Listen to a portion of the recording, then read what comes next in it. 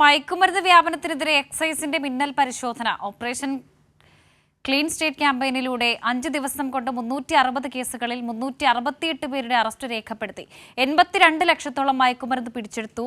മയക്കുമരുന്നിനെതിരെ കൂടുതൽ ശക്തമായ നടപടികളുമായി എക്സൈസ് മുന്നോട്ടു പോകുമെന്ന് മന്ത്രി എം.ബി. രാജേഷ് അറിയിച്ചു.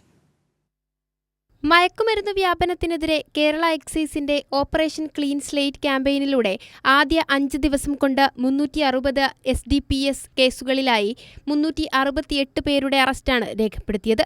പ്രതികളിൽ നിന്ന് 81.13 ലക്ഷം രൂപ വിലമതിക്കുന്ന മയക്കുമരുന്ന് പിടിച്ചെടുത്തു. ഒളിവിൽ കഴിഞ്ഞിരുന്ന 17 പ്രതികളെയും പിടികൂടി.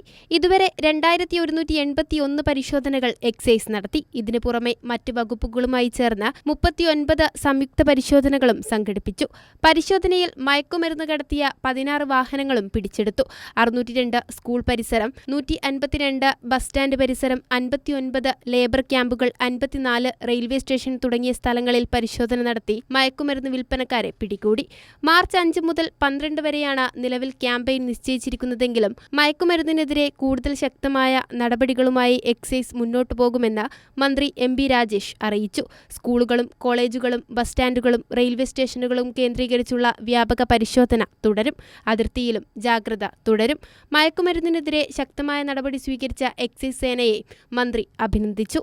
കൈരളി ന്യൂസ്, തിരുവനന്തപുരം.